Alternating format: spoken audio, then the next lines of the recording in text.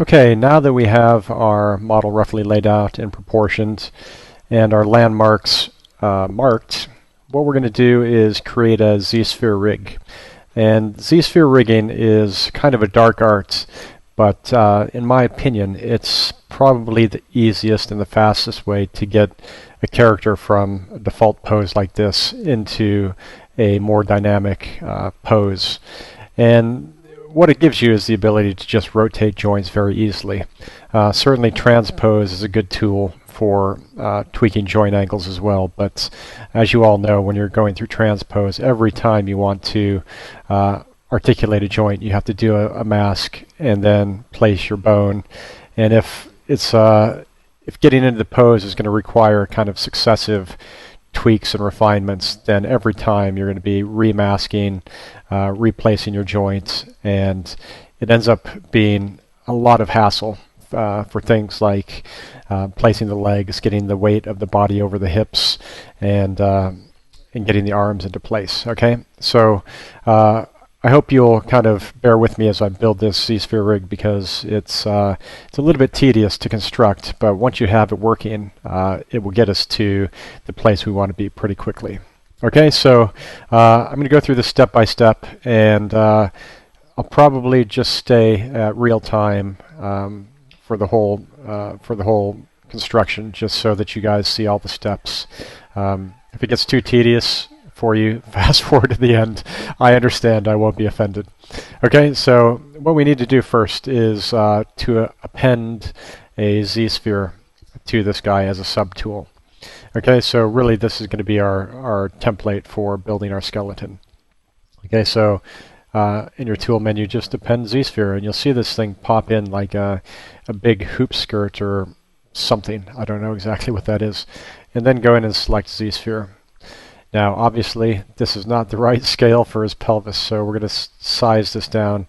I recommend operating with symmetry on kind of this whole time, because once you fall out of symmetry with Z-spheres, it actually is quite hard to get back. So we're just going to build everything symmetrically, and then we should be in a pretty good place when we come to bind it.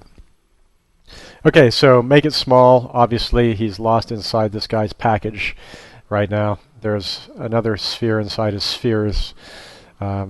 So what we want to do is go to, well, you guys can do it all from your menu on the side here, but I have to get it from up here. If you go to transparent, you can use ghost on or off, but if you have it on, you won't be able to build on the surface of your model. I'll show you that in a second. But right now, we're just going to place this kind of where the pelvis would be, right? This is going to give us the root of the character, and it's going to be where we build out his hips, and we're going to build his spine out going up. And actually, we'll probably build a couple other things towards the end that you'll see. Okay, now, what I'm talking about for drawing on the surface of the mesh. If you have your object in ghost mode, you're just going to be operating in standard kind of Z-sphere construction, which is it's almost invisible. Your skeleton or your mesh is effectively invisible to the Z-spheres, and so you're just doing standard builds and moves and scales.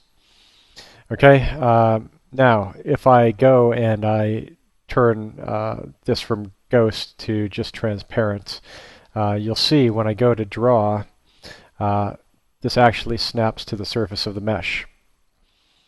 And then I can snap again, snap again. And this makes it pretty quick to just get your joints into the rough location. We'll obviously have to tweak these as we go. But it's a quick way to draw on the surface of your mesh. And then we go back in subsequently and place these rotation points at the right location for the model. Okay, so we're just going to have to push these in, and we might do something more sophisticated with the knee as we go. We'll do test binds and just make sure that all these things are deforming correctly, right? So you can kind of see where I'm putting this in relation to the crest of the tibial plateau. and then also down at the ankle. All this will be refined. I'm really just getting this in place to start with. Okay, now the thing about this drawing on the surface business is that it requires knowledge of the last active sphere to proceed. And as I'm drawing, you see I'm in draw mode and I'm clicking, but nothing's happening. You can get this thing to, you can select a sphere by holding Control and a click, and you'll see that this is now the selected sphere. Likewise, if I wanted to construct from here, I can Control click, and then a drag builds from there. Okay, so we actually want to do the spine, so I'm going to Control click there, and I'm going to just build up on the surface here, being careful to keep these on the midline so that we're building one and not two. The number of articulations you have in the spine isn't so important to me. The important thing is to have flexibility in the lumbar region, right? So that's where most of our twist and bend comes from. And then at the top, let me just grab this guy. At the top, we're going to kind of extend this up to the neck and build also our clavicles out of it. Okay, so actually I'll just take this up to the neck right now and see if I can insert some spheres in here. So something like that probably, and like that. So I'll refine this as I go, and if I need more joints for the neck, I'll put them in. Because remember, this is not going to be a fully functioning rig.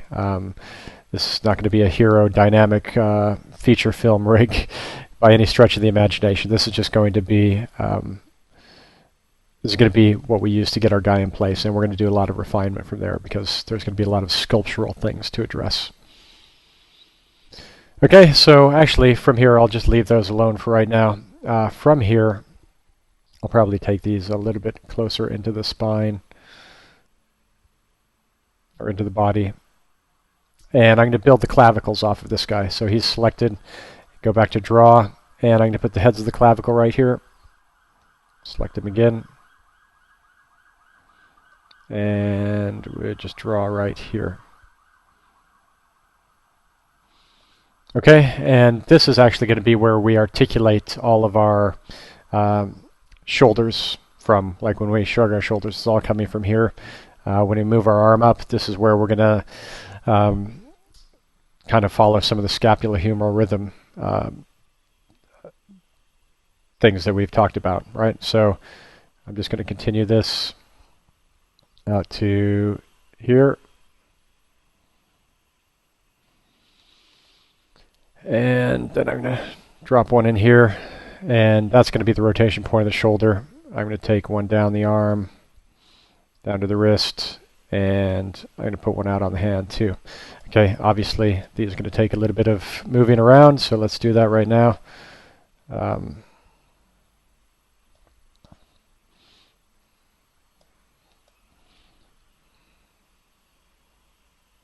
So remember, when we're talking about rotation points for the elbow, let's look at our landmarks.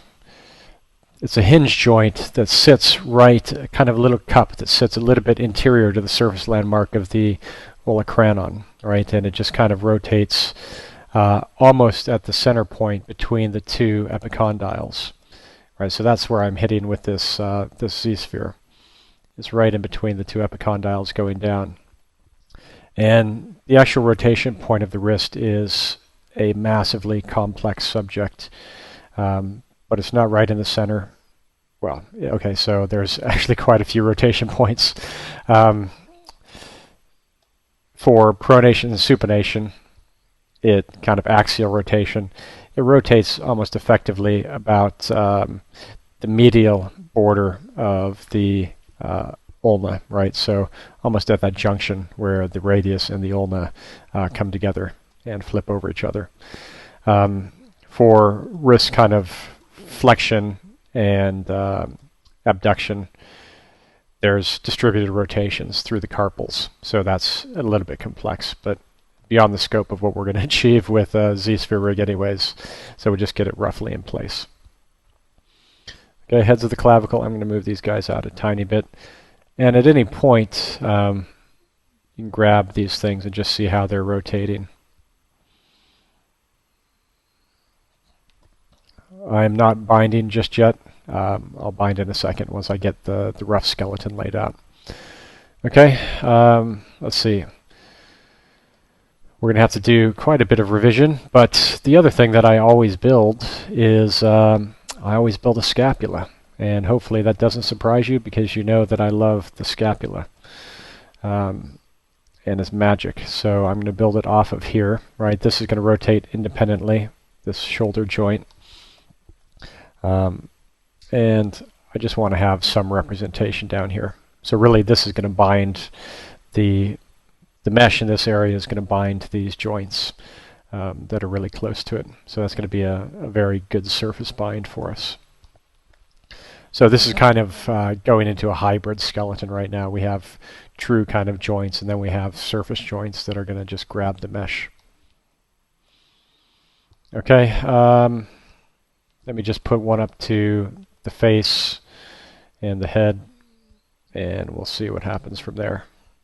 Actually, I'll build one. We'll go up here to the top of this guy's head just to grab on, and then I'm going to build one out. He's not going to open his jaw or anything, but you kind of want to have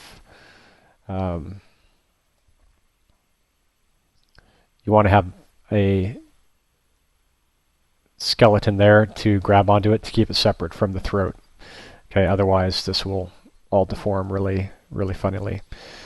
Okay, that's the start. This is going to require a few more stages of refinement, and we'll see that once we skin him. Okay, which is the next step. Okay, to get this thing ready to bind, I'll show you guys where the Z-Sphere rigging bit is. And this is only, all these things you see down here are only active when you're using Z-Spheres. So adaptive skin, unified skin, Z-Sketch, and rigging, which I've just ruled out. Now, rigging is, you have to select your mesh from the tool menu, right? And it's a little bit of a funny beast because we can't select the subtool that we're working with. Okay, so we have to go up here and get this guy and duplicate him or clone him into another tool. And it's just a one-step thing. Okay, and we'll just select this guy really quick. The subdivision level that you have active right here is what it's going to attempt to bind to. Okay, so if you're all the way up here, you can certainly bind to that, but it's going to be really slow. This is probably okay, probably a little bit more than we need, and this is probably about ideal. It's kind of what I was saying, we were going to throw these higher level subdivisions away. There are ways to keep it with the rigging, but it has been kind of hit and miss in various releases of Zbrush. So typically I just use a lower resolution mesh, bind it, and then work up the details from there. Okay, so I'm going to take level 2. I'll just leave him on this, and I'll switch back to my Z-Sphere rig. Okay, and so here we go. We're back to this tool. This is our clone copy, right? And I'm going to turn off visibility for this guy. And you can appreciate the glory of this Z-Sphere rig.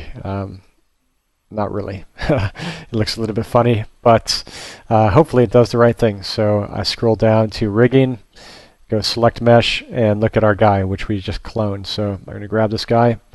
Because we built our skeleton over top of the uncopied version of him, it matches perfectly.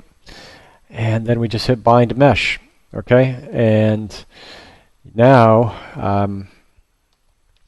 we can go in and test some of our mesh stickiness and our rotations. Okay, typically I will store a morph target with my skeleton in this pose, and so I think by default when you bind the mesh it stores one, but just to be sure I'm going to store a morph target. So I can move this guy to all sorts of different locations and then hit switch, and it will step back. Okay, so that's the idea with the morph targets. Okay, so this is just going to be testing our bind. So really, you'll see that there's going to be a few things that we need to fix. Just test rotating the legs. So that's doing okay. I think I might be seeing the hands moving a little bit. Well, actually, the joints are rotating a little bit higher, which is okay.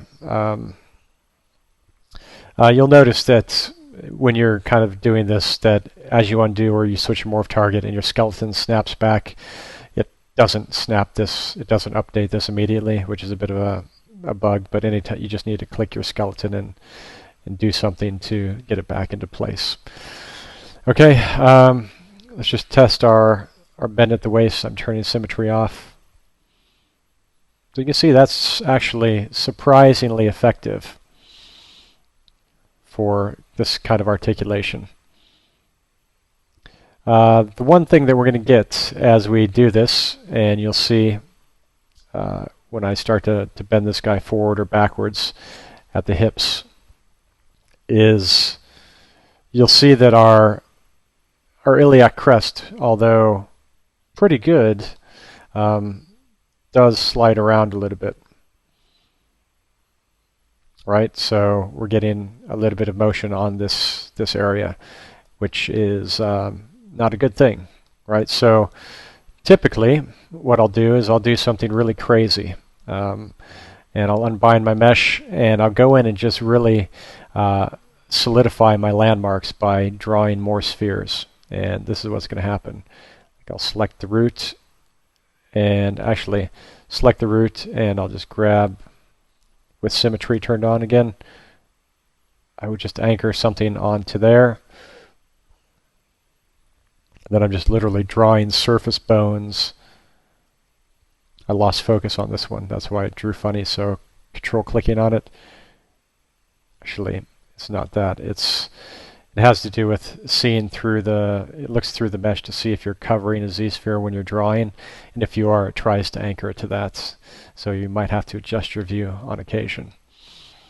Okay, so now look at that cool iliac crest that we've just drawn. And this is anchored to the root. So this will really just solidify and bind our mesh in that area to those spheres. So I can go back in and rotate this like crazy. And you'll see that our iliac crest is pretty fixed now, which is great. Now, we might consider doing something similar with the chest, right? Because the chest is going to do funny things when you bend forward like this, or when you bend way back like this. You can see all the stretch that we're getting in our little surface texture. Okay, so we're going to do the same thing that we just did. And I'm going to build the chest out of, I want to actually articulate that guy as a second rotation point for the chest. So what I'm going to do is unbind, and I'm going to go to draw. I'm going to get rid of this guy, and I'm going to, an alt-click will remove a sphere, and I'm just going to lower him a little bit, so he'll be the root of our chest. Okay, and then we can do, again, something silly with symmetry turned on. Say, Scott, remember to turn symmetry on.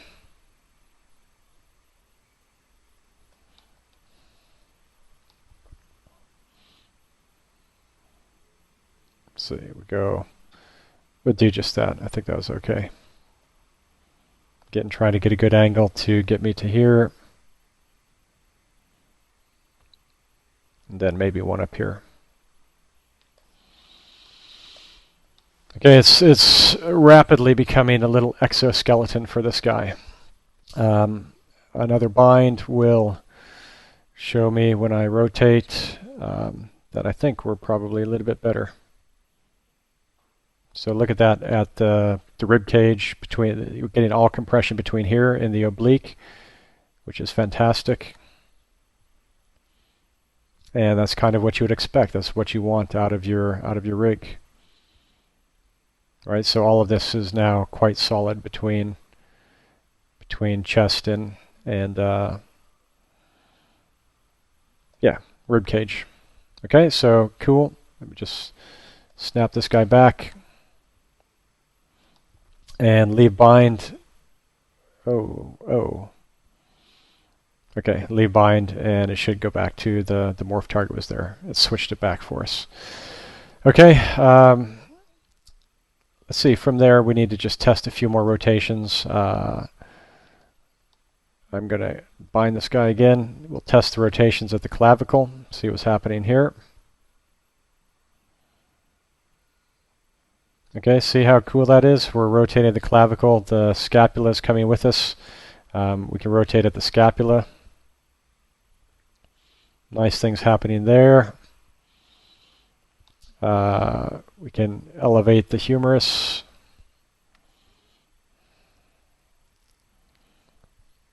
And we can do all these cool things. Remember, this is going to be a fixed angle between here, so you're only ever going to rotate about here. Which is nice. I like how it's working so far. The bend at the elbow is a little bit squishy, so we might consider beefing that up with some more bones to really bind this area. Okay, and I'll do that right now just because I think, let me just test the wrist too while we're at it. And same things happening in the wrist. We're just kind of bending the radius and the ulna a little bit too much. Okay, so I'm going to come back in and fix those, and I'll just quickly check the neck and see what's happening here. So that actually is working pretty good with what we have. Let me see. Do we want... We might need to raise or put another intermediate joint in here just to get another bit of rotation back.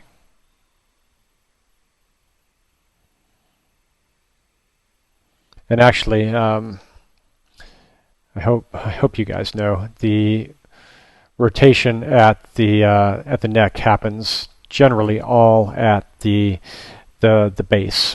Right here. Well, not all of the rotation of the neck, probably 50% of the rotation and the twisting of the neck happens right underneath the base of the skull at the atlas and the axis vertebrae.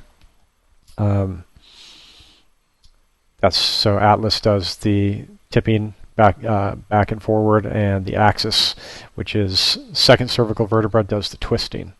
Right, and that should be sitting up a little bit higher. So when I unbind this, I'm going to push this up here, and then I'm going to create another joint right there to enable us to capture those rotations. And again, let's just check the knee, see how we're bending on the knee. Knee's also pretty squishy, so you can see we're getting some volume compression through here, so we probably need to do some more kind of binding work or get some more joints to fix this area. Something that you'll notice as you play with this on your own is that it's not the thickness of these Z-spheres that counts, it's only the proximity of the center line to the surface of the mesh. Okay, so that's why you can see that this is bound pretty tight and the back is not bound so tight. And it's also why these kind of surface joint chains are effective. Okay, so I'll be back in a second and we'll just refine those joints and make them a little bit tighter in their deformation. Okay, let's just add some more joints to our quickly evolving Robo Warrior. Let's do something crazy to start with, and this is something that I haven't had on the list, but we're going to give him some ischial tuberosities, right? Something to kind of hold his gluteal forms in place. And they're going to sit there right like that, coming off the pelvis. That'll give us a little bit better kind of shape to this line when we pull the legs forward. And we'll test that at our next bind. Now I'm going to drop a sphere in there and a sphere in here. and hopefully we can use that to distribute the rotation of our hips a little bit, or just the rotation of our knee. And I might actually move this guy down a little bit and almost use it as a double joint like you would have in a in kind of a traditional CG rig. And I'm going to do the same thing down here. And we're just going to actually try to bind this a little bit tighter. While I'm at it, I'm going to... Actually, I'll leave the toes alone for right now, but I'm going to put a joint right here. And this is just going to give me a little bit of bend in the foot right up at that section. And I'm going to kind of hold the heel in place as well. All right, so I'm going to grab this guy and I'm going to do a joint out to here. And this is literally almost like the arch of the foot and the calcaneus sticking out. Okay, so that should hold pretty tight through there. Again, you can kind of extend these sort of anatomical analogies to a lot of places. You know, you get a fifth metatarsal going out there, all sorts of things. But we won't go too crazy. I mean, we're going crazy already, but not much crazier than this. Okay, so I'm going to do what I talked about for the head and the neck. I'll move that up, and this is going to be the nice rotation point for the atlas and the axis. And I'm going to drop one in here for just kind of the last bit of rotation. So we'll have 3 rotation points for the neck. We'll have this one, which will be our primary one, and we grab up there, and then we'll have this, and then we're down to like the 7th cervical vertebra and the rib cage.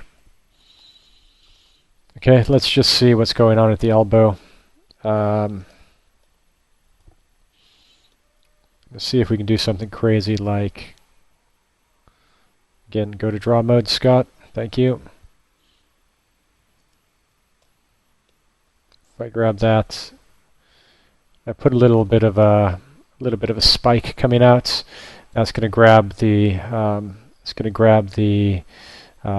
olecranon out there and really keep that hard with the rest of the forearm. And I'm just going to put another bone in here and see if that helps. Actually, let's do this. I'll put a bone here. You guys get to see a few experimentations while I'm at it, just because this is actually pretty cool, and my rigs evolve kind of every time that I do them.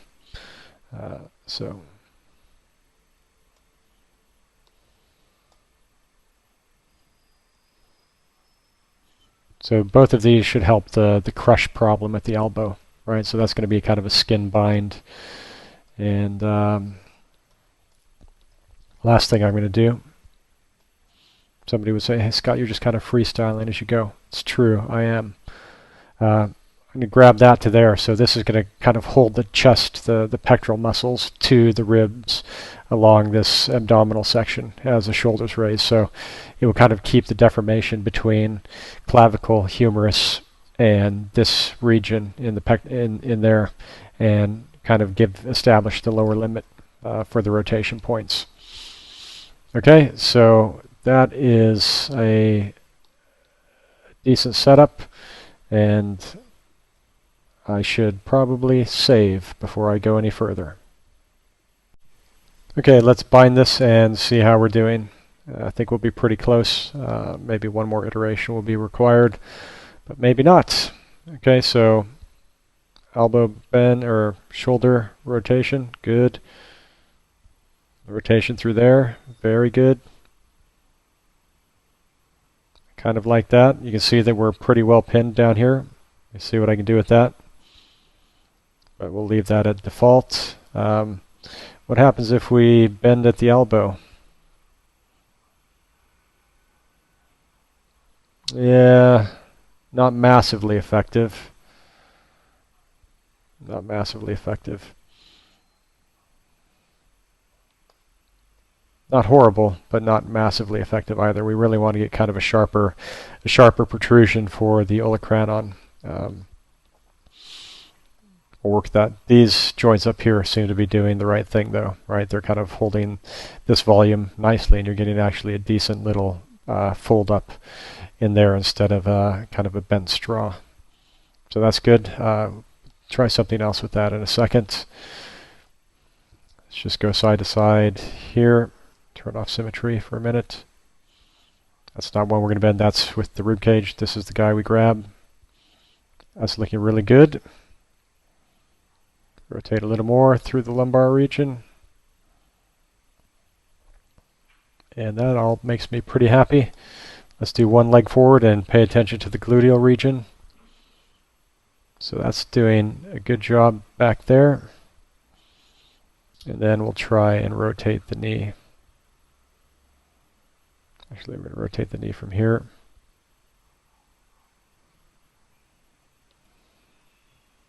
And that's not bad either. This could probably be down a little bit lower. That's not a good way to distribute the rotations. It's not quite that far. Right, so really I'm trying to get the rotation about the top of the plateau of the tibia and then the rotation point of the condyles. So I need a little bit more work there. And these two aren't going to work together. This needs to be coming off the back of this, so we need to repair that or otherwise move this rotation point down. Okay, I think we're almost there. Let me just try something with the legs parting and see what happens in the middle. So I'll leave and rebind. And it's got a little stretch in there, but I don't think there's really any way to get rid of that too easily. But I think, well, here we go. We'll do one thing. Okay, last iteration, and then we'll be finished with this, and we'll actually get into posing. Okay, activate symmetry, and in draw mode, get this guy, and I'm going to bind his bollocks to the pelvis like that. There you go. I don't know if it should be that big, but maybe we should. I'll leave it for now. Okay, and then down here, what I was planning to do was to move this down. And that'll be the rotation point for the ankle now. This will rotate the foot. Okay. Knee. Top of the tibia. This guy's can go down a little bit. Top of the tibia. And then the rotation at the condyles right there. I didn't test the wrist, but I'm just going to drop another thing in here, and actually it's going to go out to here. So I really just want to bind the hand so it doesn't do funny things when I rotate it side to side.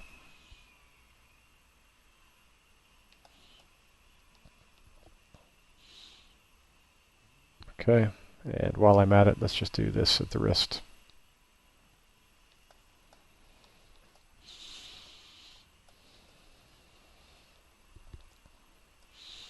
Okay, Alt-click here. I'm going to get rid of that, and I'm probably going to build it off of here. So we'll see if that helps us at all. So we're going to articulate this joint from this bone. And ladies and gentlemen, unless I've forgotten something, I think that this is our finished rig. Okay, one last bind and one last test. And if it's not going to work, we're going to go with it anyways because we've got some posing to do. It's a little bit better.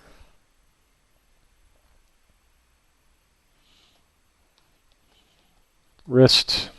See what's going on here. A little wishy-washy, but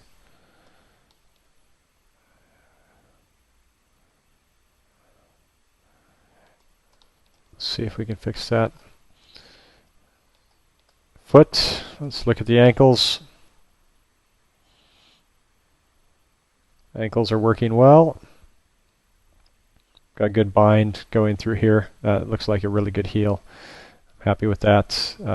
Knee. That's not horrible. That's pretty good. Again, these are things. It's never going to be perfect. We just have to get it into a good place, and then we'll tweak it from there sculpturally. So hopefully, as I'm just pulling around this test, even you guys can see how effective a Zsphere rig is for actually getting things into place, into pose.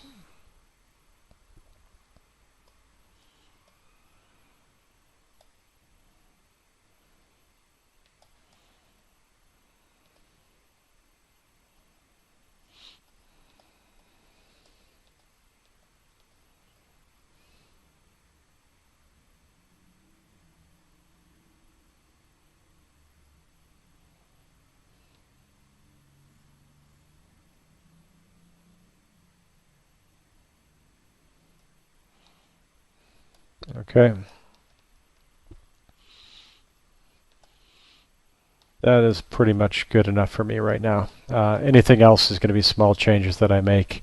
But the next stage is to take this rig that we have right now and to find our reference poses. So you guys again have a few options to choose from, kind of in order of varying difficulty. And we're going to pose this guy using this rig and then start to refine. Okay, that'll be in the next video. Thanks.